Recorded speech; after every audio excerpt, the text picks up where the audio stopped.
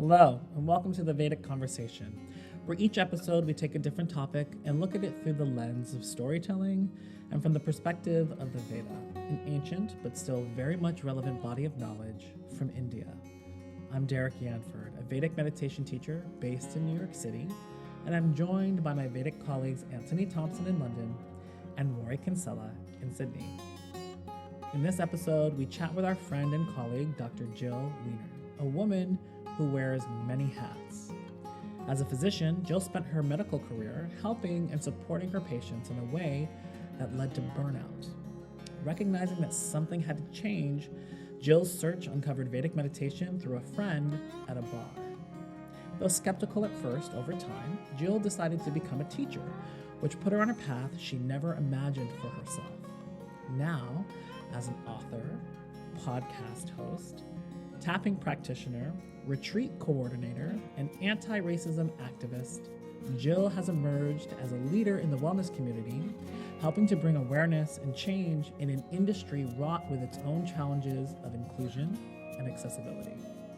Have a listen, but don't forget to stick around until the end, where we'll share how you can become involved in the conversation. And remember, please subscribe to our channel if you haven't already.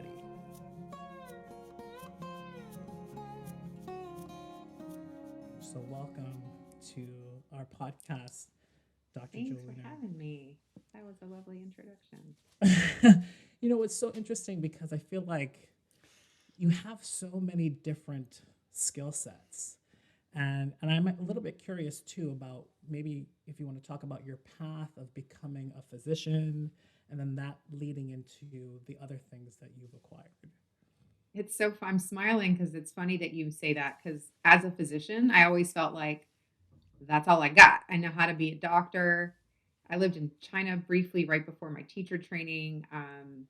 Was in a relationship with a foreign service officer who was stationed in Beijing, and so I was like, you can kind of create yourself new in China, and I was like, maybe I'll get a job at WHO or at the CDC or something really cool. And I had no skills. I literally was like, I can see patients and I can do some faculty development stuff because that's what I did in my medical career. And even in a place where you can kind of create yourself however you want to be, I was like, I got nothing other than patient care, which is what I wanted to try something new. So that was before my teacher training. So it's just interesting to be like, I guess I kind of do have many things that I do.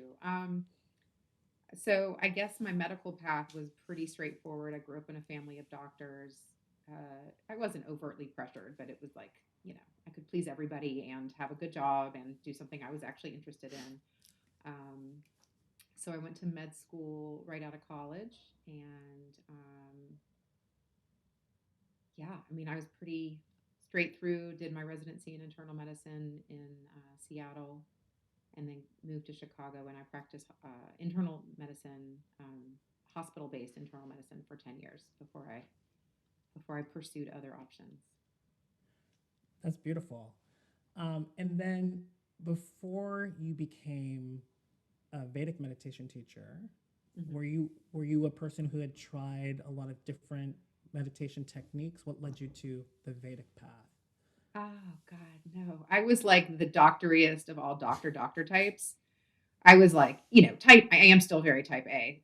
For anyone who's listening who knows me, they will laugh. But so I was very type A, anxious, like very Western mentality doctor. I was raised in a family of doctors, so there wasn't room for spirituality. I'm Jewish, but there wasn't really room for like spirituality. Um, and I was never really open to anything. And then I got really burnt out in the summer of 2011 and was crying every day at work and miserable and just trying to get through the day. Not like suicidal or anything, but definitely like, do I need to leave my job? Do I need to take a year off? What do I need to do? I spent some time, like 4 nights at a spa with some friends. There was this really cool program called It's Not About the Horse, I think it was called. The spa is Miraval in Arizona. And it's sort of a funny story. I'll share it here. I was in the pool. I was with 2 of my doctor friends at the spa. They were not with me. I was in the pool. There was this like hippie couple from Seattle who had eloped, and they were on their honeymoon at this fancy spa. And they were like, you should go to this horse program. And I'm like, I don't do that stuff. That's not the thing that I do. And they said, no, really, you need to go. It's incredible.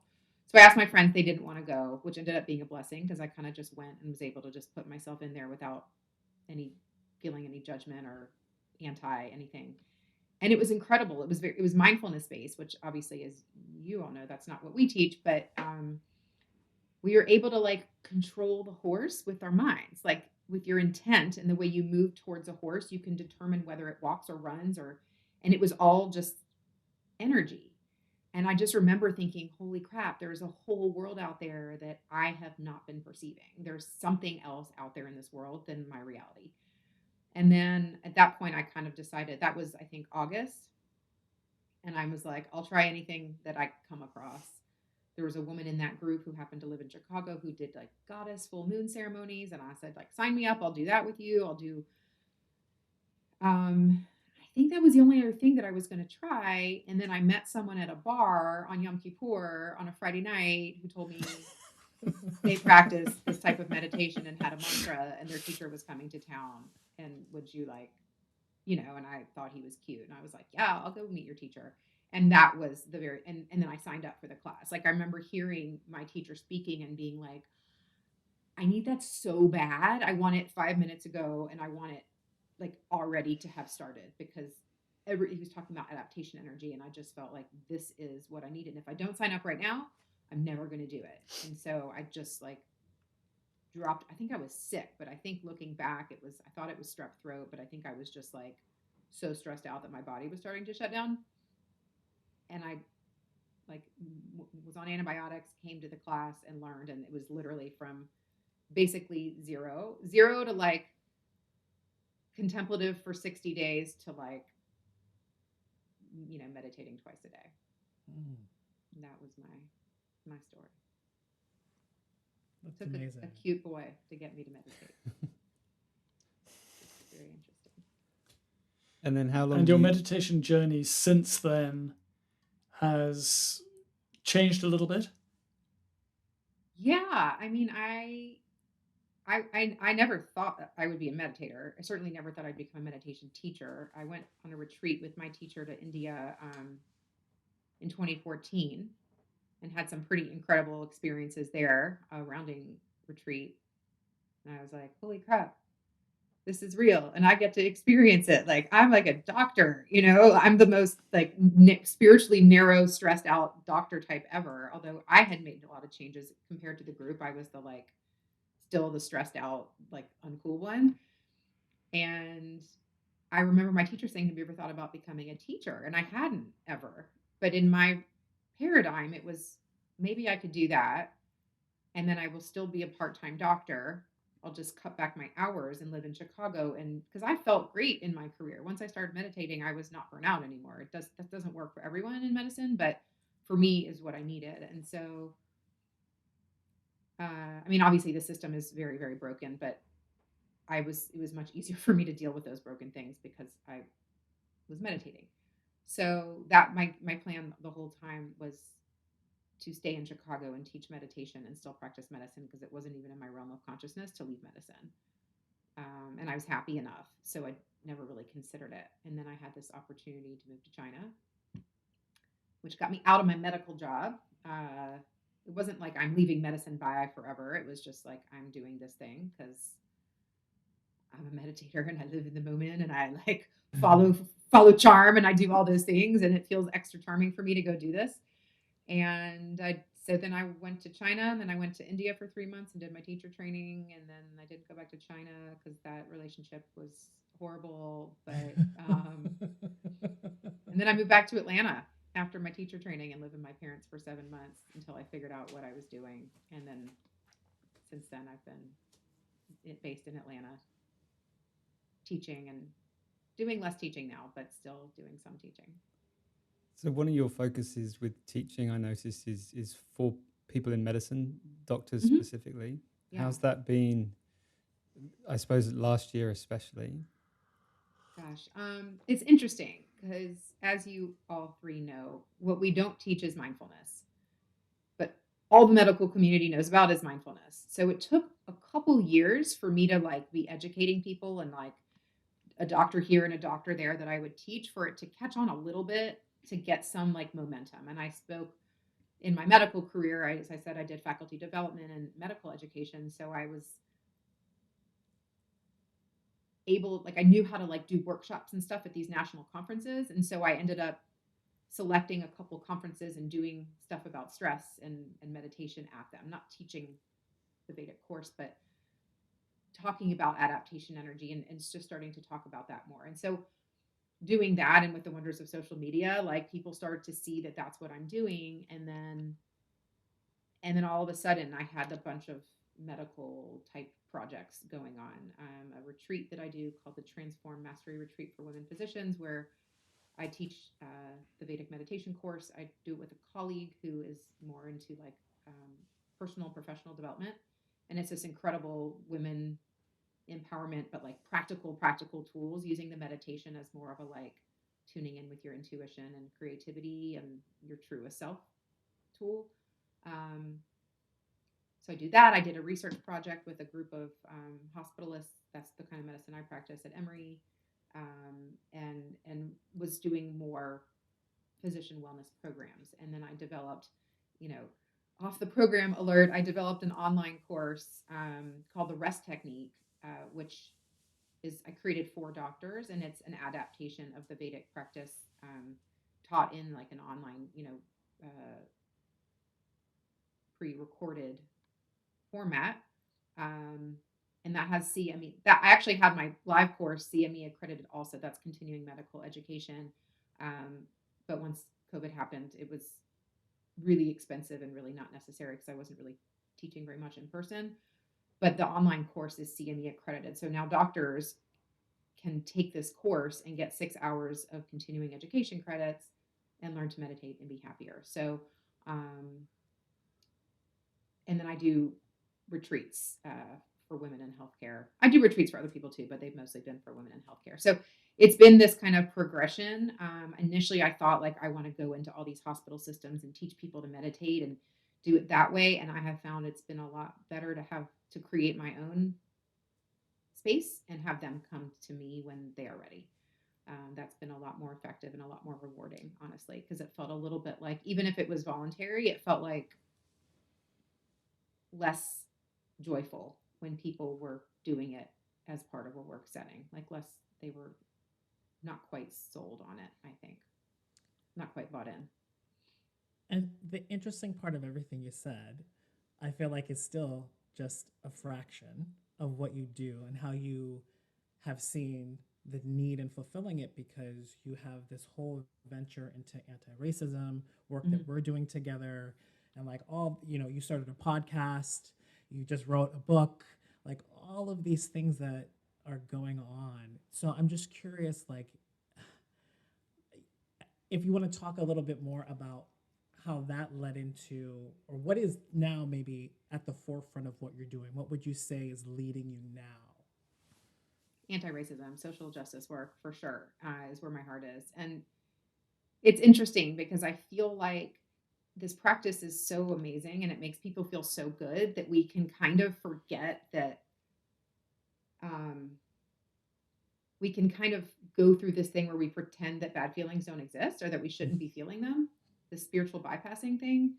And we also forget about like, we are all one thing is becomes such a platitude, I think. And it becomes it can actually cause a lot of harm in our community, and of course outside our community as well, in the larger Western wellness community. And so, being able to go to India and do teacher training for 3 months, or go and do rounding retreats with other people whose skin mostly look like mine, and where I'm taught that I'm magical and special for having figured out this technique, it gives this sort of spiritual arrogance, and it gives this not acknowledging the lived experience of other people in this world who do not have following charm is lovely. If you have a life that is where privilege comes to you more easily because of the way you look, just by virtue of looking the way you look. So I think for me, a big wake up moment was right after the 2016 election. I was actually in India doing a panchakarma at the Maharishi Ayurveda Hospital in Delhi with a group from Australia. And that was when Trump won. That was our election. I voted early for Hillary, and then was there in India with a bunch of Australians in India when he won, and it was very jarring and very like, I should not be here. I should be home. And I wrote this blog post, as I often do. I kind of would write my blog post to like process stuff I was going through. And I wrote this blog post like, we're going to be okay. I mean it. And it was like my enlightened Vedic perspective on the election. And a former friend of mine, we had a very fraught relationship leading up to this moment. Very, very fraught relationship, but she's a sociologist, a white woman, does race and gender. And she sent me this pretty snarky Facebook message with an article attached to it written by a Black man that says, "Dear white people, please stop telling me everything's going to be okay." I was like, fair. Okay. And I felt like I was slapped in the face because she mentioned that my post was privileged and I didn't know what that meant. So of course I thought she meant I was racist and I got all defensive. But then I started like, well, I don't want to be those things that she's calling me. Let me look more into this. And the more I looked, the more I looked, and the more I looked, the more I looked, and really started to realize that Vedic meditation is the tip of the iceberg in terms of spiritual growth. And it's an incredible tool. I've loved it. I still practice it. I still teach it, but it's not enough. There has to be more. It has to be a platform to do more. It's like establish and being, perform action. And the action isn't just I'm a meditator out in the world, like spreading my consciousness passively. It's like I have to do more. And that's my take on it, at least, which I think is a pretty good one.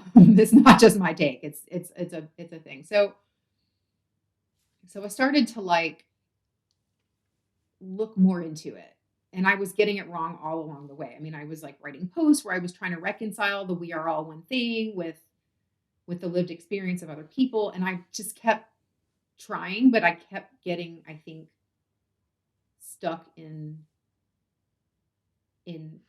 how to reconcile the Vedic worldview with what I was seeing happening in the world. And it was hard because I always felt like for me, like the Vedic worldview answered everything. It was like the only way that the life made sense. And it was great for me. But if we take "we are all one thing" as a like, I don't actually have to care about you because we're all one thing, and I'm going to pretend like there's nothing going on in the world that I need to do anything because it's all about my bliss, then we have a problem.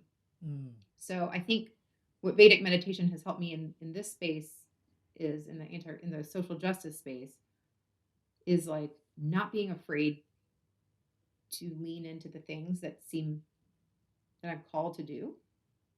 Like if I'm going to start writing posts about racism, and like that feels scary as a white woman to do, particularly a few years ago when I started doing it, to just do it anyway, because trusting that if I'm having the desire to do that, that's what I'm supposed to be doing.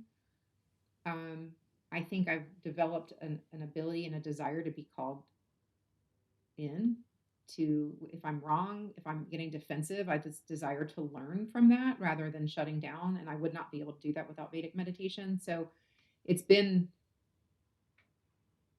opened up my consciousness and made my brain much more receptive, as you all know. And it's allowed my brain to not go into default stress mode when I'm confronted with something about myself that I really don't want to hear, which is that I've perpetuated unconsciously and sometimes consciously white supremacy culture my whole life. And so consciously, not hatefully, but just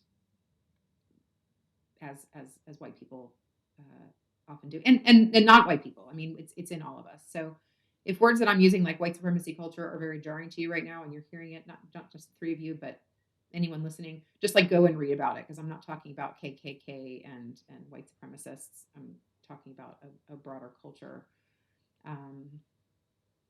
So I think, did that answer your question? That was kind of a long thing. No, absolutely. I think what's interesting for all of us in the Vedic community and in the world, maybe not more so in America, but the events around George Floyd have spotlighted racism and getting people to converse about things that are uncomfortable and showcasing many things that, may have been hidden for a long time. So it's on people's mind. And I know I had my own process of figuring out what can I do to lend my voice to dismantling anti-racism, which led to questions of what is racism, who are racists, and all of these things. And so I think I just started reading your book today.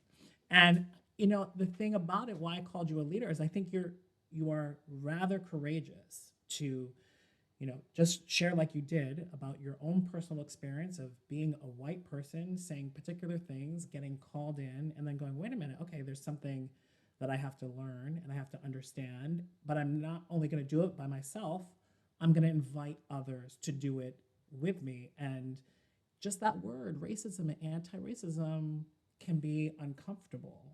And so I applaud you for coming on and helping us bring it to our audience so that we can maybe remove those taboos or those things that make us uncomfortable to say the word, especially because the color of my skin is one thing. So can I say this? And is it okay for me to say that?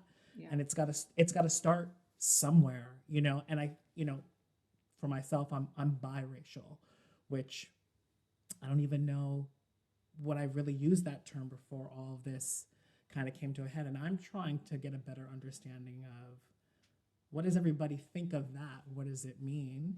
But I'm much more interested in, I've kind of taken on the working definition of everyone, because we're part of the system, is racist. It's just to what degree are you perpetuating? But I guess maybe in the most simplest way, people who are listening to this right now, what do you think is something that they could get involved in or change to at least begin moving in the direction of what anti-racism would look like? It's a great question, and thank you for sharing your experience. I'm not an expert in anti-racism. I'm a somewhat expert in mind-body techniques to help white people go on this journey as they learn and as they grow. So kind of giving an emotional intelligence to white people who have traditionally zero emotional intelligence around race, and cry and shut down and make it all about them or see everything through their lens. So I think, and that's the whole reason I call it my movement, I suppose I'll call it that, but like, it's conscious anti-racism. That's the name of my podcast. That's the name of my book. That's the name of the course, the online course that Maisha and I have created, my business partner, because it's a conscious effort in everything you do. You're either silent or actively perpetuating racism, or you're consciously choosing to dismantle it. Am I always choosing in every move I make dismantling racism? No, it's not possible. So I always call myself an aspiring anti-racist because I can't do it all the time. And that doesn't mean like no one can do it all the time. And it's not like, oh, I'm tired now, I'm going to just choose to duck out, because that's what white people can do if it's just too much for them to handle. I get that, but that's not what I'm talking about. It's literally like, I can't help but when I go to the grocery store and I get treated a certain way, I'm still kind of perpetuating systemic racism by benefiting from that. So there's always this conscious choice, and conscious in that, but also conscious in expanding consciousness to understand that, like, what does it really mean that we're all one thing? And what does it mean that our liberation, our collective liberation, is dependent on other people? I cannot, no matter what anyone tells me, with any spiritual titles tell me, I cannot get to enlightenment or cosmic consciousness or any of those things without other people, everyone else in this world who look different and have different experiences, getting there with me. Enlightenment, I think it's different than what we're taught in this tradition. Now, I'm not an expert in enlightenment, so I could very well be wrong, but it's not this like personal journey to get through cosmic and then God and then unity. Like that's so self-centric, I think, and it's what we're taught. And I think it is so consciousness expanding to just get leveled as a white person and maybe as a biracial person or a Black person, to really just like have what you think of your system of the world be completely shattered, and then rebuild it in a way that is equitable, and I'm still rebuilding. I still have a slight more idea of what I'm doing, but I'm still figuring it out. And so I think being willing for white people listening, for anyone listening, to be totally wrong, listen to understand, listen to learn. Don't listen to prove someone wrong. Don't try to out Vedic them. Don't try to, but just like really allow assumptions from people who present themselves as enlightened, from people who present themselves as purveyors of truth. Question that. Question if someone's asking you to not have any other spiritual teachers, or if someone's asking you to not have any other,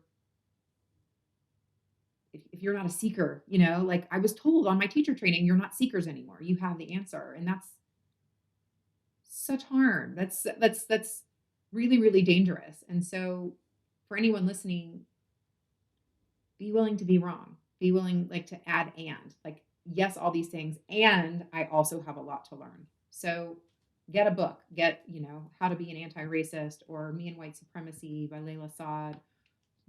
I would love for you to buy my book too. It's Conscious Anti-Racism. Pay attention to who you're getting your anti-racism content from as well. I have partnered with my co-author and co-collaborator, Dr. Maisha Claiborne, who's a Black woman, but it's not in a tokenizing way. She's a doctor. She also is a certified hypnotherapist and an expert in neurolinguistic programming. So she's all about the unconscious mind. So her expertise and my expertise really mesh well together. And it's important to have what she calls representation. It's important to have both sides. You don't want to be getting all your anti-racism content from a white person, unless they're like my podcast. I'm the host, but I'm interviewing people and raising awareness of their experience and their expertise. So you just want to be sure where you're getting it and where you're attracted to it. Ooh, that person resonates with me. Question that.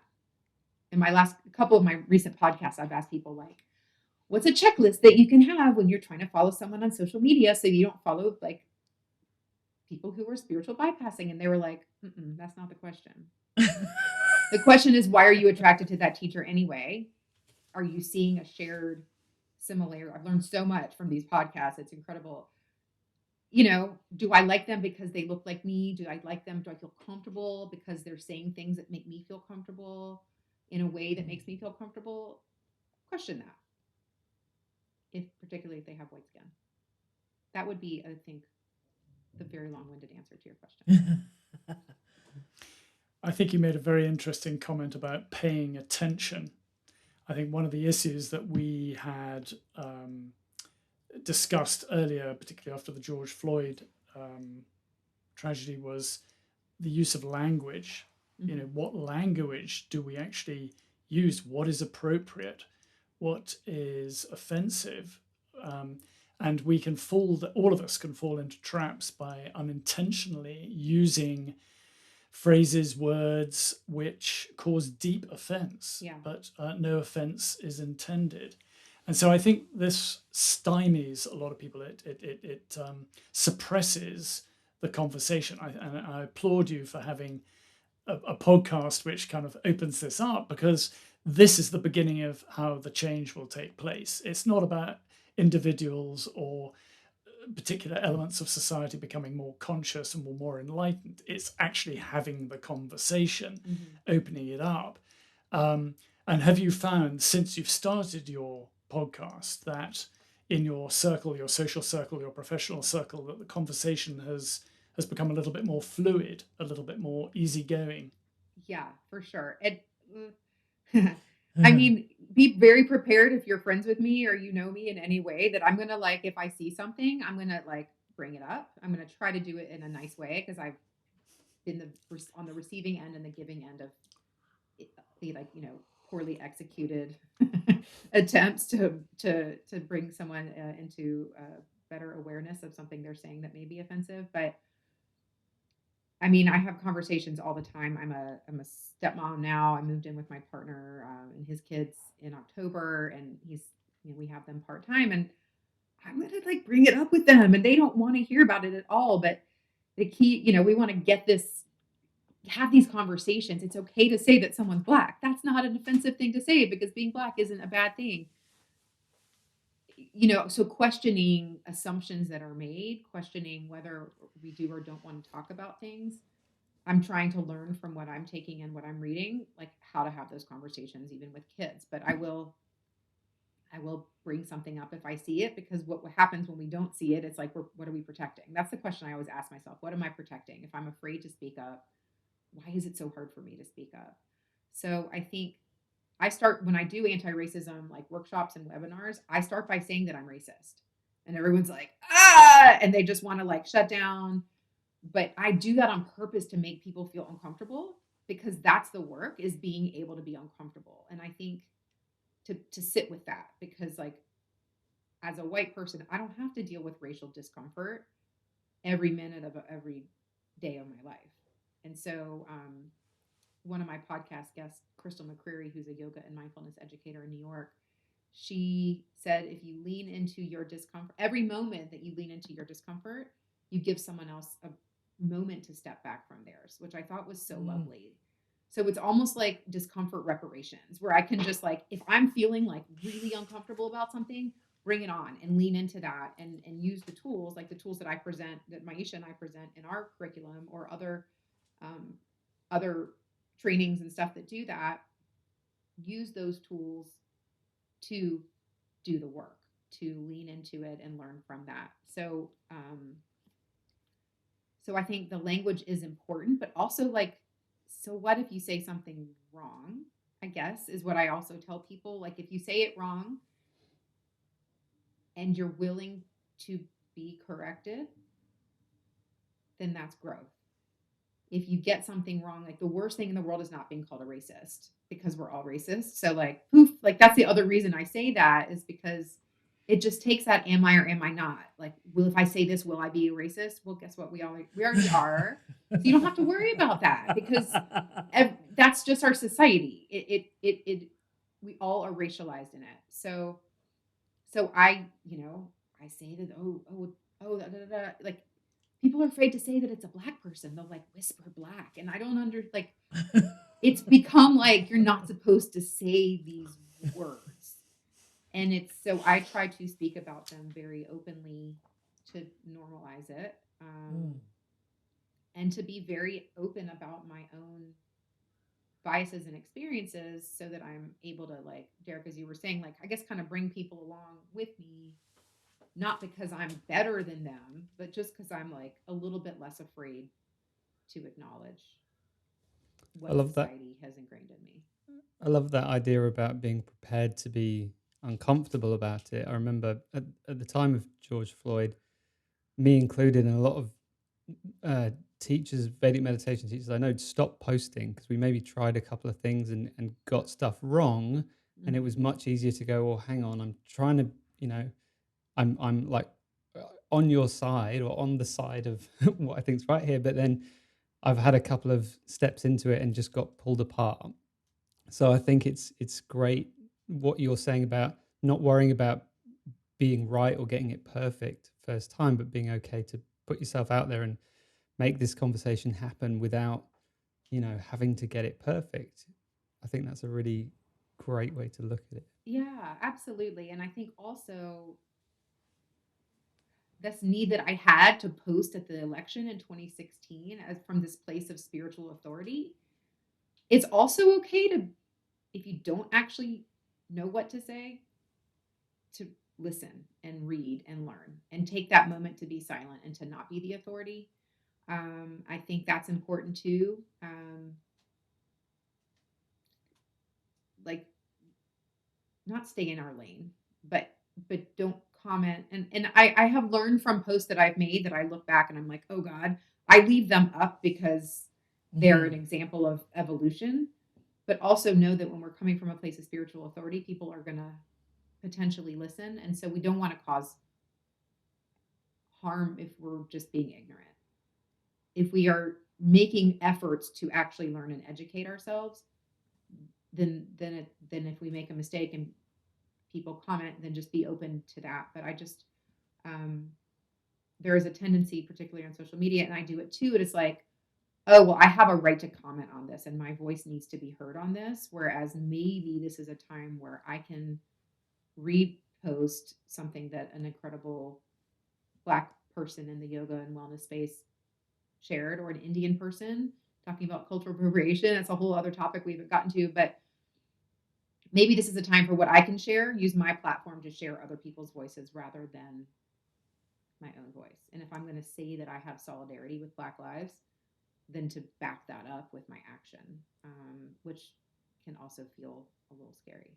But well, I love that you kind of called out that whole idea of, oh, that person's Black, and the whisper kind of thing, because it happens, because I feel like people are uncomfortable. I'm not sure, is it okay to say that or whatnot? And for my own personal experience, I've kind of watched TikTok a little bit more than I should, but there's a lot of different things that I've heard in that space, especially when it comes to Native Americans, who will say, please don't refer to me as a Native American either, because the American part of it assumes this other thing of who discovered it, and we are not that either. And so I have reservation of going, oh, Native American's the wrong thing to say too. But at least I think with what you're saying, I can say that, not know that it's perfect, and maybe be called in or called out in a way. And hopefully that leads me to figure out what is more appropriate to be said and or why than saying Native American. You know what I mean? Right, right. And you could say, thank you so much. I'm learning from that. Like, I hear what you're saying, and I'm going to go read something to learn better, and not necessarily being like, tell me all the books I should go read, Black or Indigenous person, to help me learn better. But like, I've heard someone say, God, who was it? It was someone I interviewed, but it might have been also Crystal McCreary, who was just fabulous. But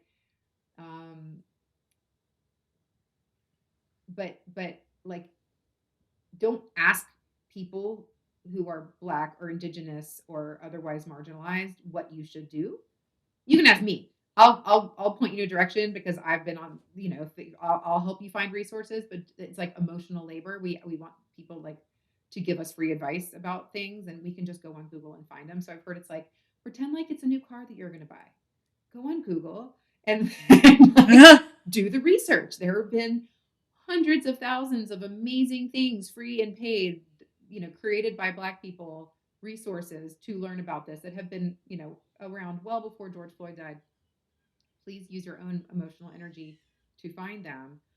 And I'm like, fair, it's like, yes, thank you. I needed to hear that. And so I think if we put stuff out and people comment, people can be really nasty on comments. I mean, there's well-intending nasty, there's troll nasty, and then there's well-intending nice calling in, but the trolls, there's nothing you can do about that, because they're just being horrible for the sake of being horrible. But commenting and saying thank you, like, that's something I'm gonna take to heart and go learn about. I think says wonders, and will have a big impact on yourself, and then also people watching that interaction or reading that interaction.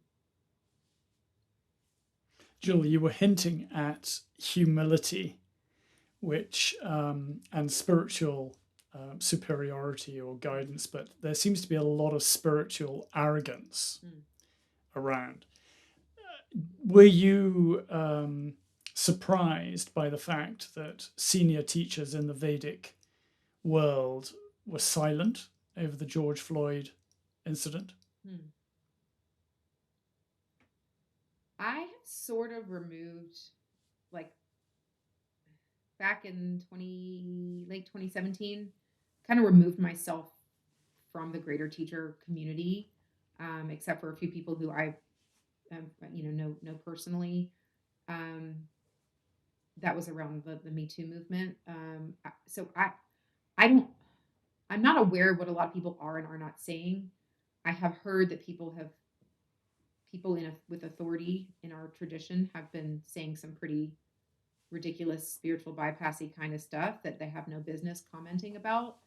I would rather them be silent than say harmful things, but I would really rather, like, teachers in our tradition to have some humility and understand that there are things in this world that teacher training doesn't teach us, many things in this world, and use our platforms to amplify voices of marginalized people.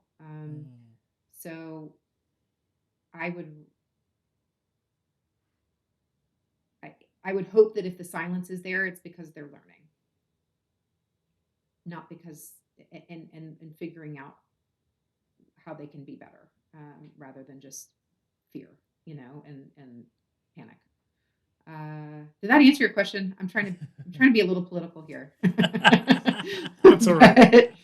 But there's this practice is so incredible and it's so wonderful, and like all spiritual traditions, like I would say almost all of them, there's a lot of white supremacy culture replicating itself within it, and you've got like the Bikram yoga community and who's the Kundalini guy just came out with Yogi. There's Bhajan and Bhagwan, and I forget which one is which. One was that like Netflix documentary, and one is that was Kundalini Bhagwan. guy. Bhagwan. Show. So yeah. So so Bhagwan, I guess there's that in everything, and there's a ton of, you hear about this because you get this spiritual arrogance, you get this like unchecked ego when you get these like higher spiritual planes without grounding yourself in some sort of reality. I guess you can get so cerebral or not cerebral, but like so ethereal with it that it can make the negative, if you don't address your shadow, or one doesn't address one's shadow, which is the like negative aspects of us, then it grows. So that's where it's at in spiritual growth, is the shadow. And when I first learned that, I was like, oh my God. So there is this danger that when you attain these spiritual levels of growth, if you're not addressing the shadow at the same time, it just grows and it doesn't go away. So, and it can be quite dangerous. It can lead you to mistreat your students. It can lead you to, make people feel uncomfortable sexually, physically, emotionally. It can lead to lawsuits and controlling, and it can do a lot of things if not checked. And so we all have shadow, and it is very important that we use meditation, particularly Vedic meditation, as one incredible tool along the path to many other steps along the path, to expand our own consciousness and expand other people's consciousness in a safe way and in a way that's real. And I think it has to begin somewhere, and as awful as the pandemic has been for many people,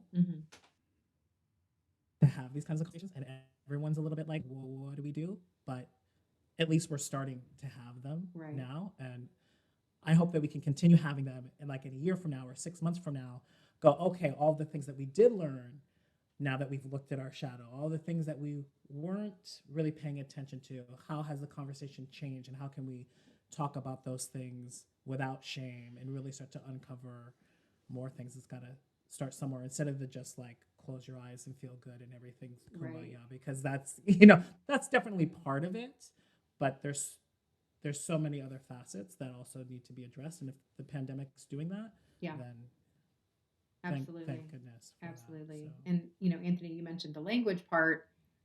Before George Floyd, like I was using the words conscious anti-racism, and like no one knew what anti-racism was. That term itself was shutting people down because they didn't understand what it meant.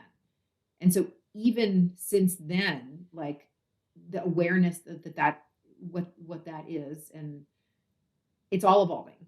And so if no one wants these horrible things to have happened, but if there can be a huge amount of growth that comes out of them, then it didn't happen for nothing. If that makes sense. I'm just like checking what I just said to make sure that I'm not saying something ridiculous. But of course we would all take back all of these lives that were lost, But if they have to be lost, like, let us not have it be in vain. Let's have it be that there's an awakening that continues to happen. Are you hopeful? Ooh. Depends on which day, and it depends on who I'm in conversation with. But I think there's some incredible people in this world, and I think that I live in Georgia, so we are one of the states that made the election go for Biden. We elected two, crazy two Democratic senators. But then at the same time, from our state is this woman. I don't even remember her name. If I knew it, I didn't even want to say it. But like one of our newly elected congresswomen who's like spouting hate and conspiracy theories and all this stuff. And they're talking about censoring her right now, also from my state. So it's all happening at the same time. And I have hope, but it might be privileged for me to say that I have hope. I don't know. Like it's a difficult thing to say, but I think there's a lot of people who are learning and wanting to be better, including myself. Like I'm so at the beginning of my journey with this still. And so my hope is that it will swing more towards that and some real change can be affected.